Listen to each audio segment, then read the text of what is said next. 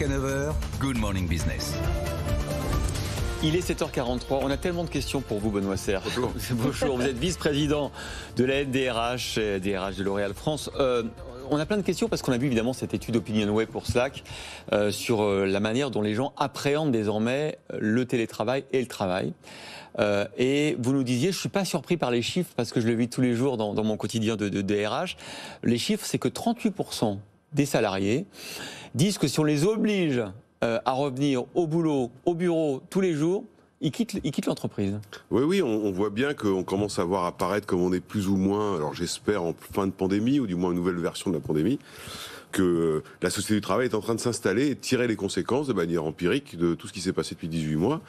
Et il y a cette conséquence-là. C'est-à-dire que le télétravail est devenu une alternative normale et que les gens disent, écoutez, moi, ça fait 18 mois que je choisis tout seul quand je viens, que je choisis tout seul quand je pars, etc. Donc si vous commencez à m'imposer des cadres trop forts, j'irai voir ailleurs si dans des endroits où on ne m'impose pas ces cadres-là. Mais alors c'est la négociation, c'est le pouvoir de négociation qui change de main finalement. Alors c'est assez intéressant parce que c'est un peu des... Vous savez, on a beaucoup parlé du monde d'après avant, et en fait c'est un peu les signaux faibles du monde d'après. L'étude d'OpinionWay, elle est hyper intéressante là-dessus parce que elle montre que effectivement les salariés savent que dans certains métiers, ce sont des profils rares ou des gens que tout le monde recherche. Donc c'est un marché d'employés, c'est eux qui décident s'ils viennent pas. Dans d'autres métiers, c'est pas le cas, il faut rester lucide. Et puis surtout, il y a une chose qui me frappe dans cette étude, c'est que, vous vous souvenez, pendant toute la pandémie, on disait la vie professionnelle a envahi la vie privée. Et bien là, c'est la vie privée qui a envahi la vie professionnelle. C'est-à-dire que les gens disent, moi j'ai des contraintes personnelles, une liberté du travail, donc... Oui et non, Benoît Serre, parce qu'à l'inverse, quand vous êtes chez vous en télétravail, les 35 heures, ça ne veut plus rien dire. Est-ce qu'il ne faut pas revoir cette notion de durée du travail? C'est-à-dire que si demain, aujourd'hui vous avez à peu près 30 à 35% des métiers télétravaillables, mais on sait que le nombre de métiers télétravaillables s'étend.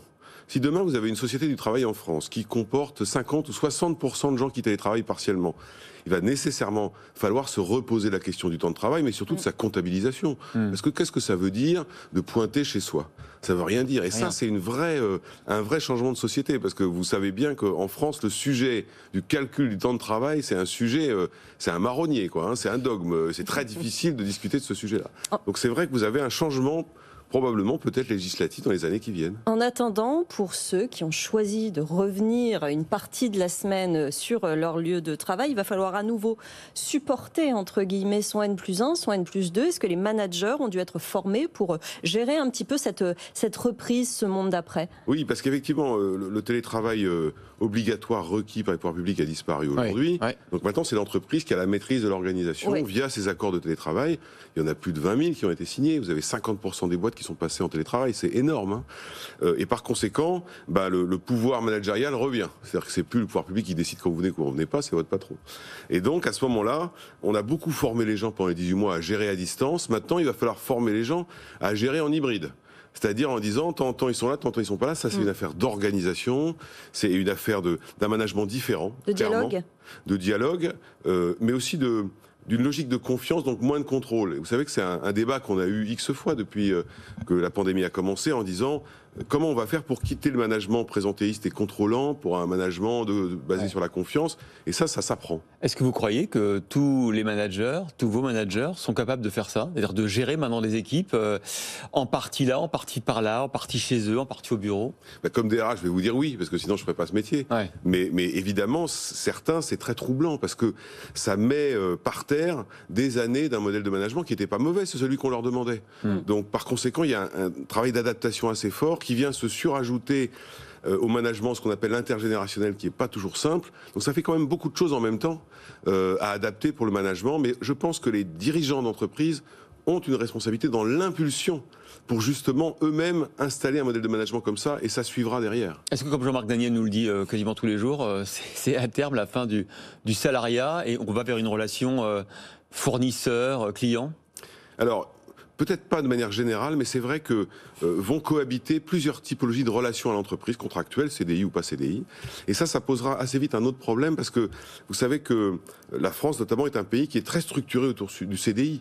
C'est comme ça que vous avez un prêt bancaire, c'est comme ça que vous avez une assurance mutuelle, un certain nombre de choses. Et donc, il va falloir aussi revoir les schémas, parce que si vous avez demain 30% des gens qui sont en modèle de prestation, on ne peut pas dire que le modèle d'auto-entrepreneuriat soit d'une efficacité folle sur le plan de la protection sociale, par exemple. Donc ça aussi, je ne sais pas si on ira à la fin du salariat, comme le dit Jean-Marc Daniel, mais c'est vrai qu'on ira vers un marché du travail contractuellement différent.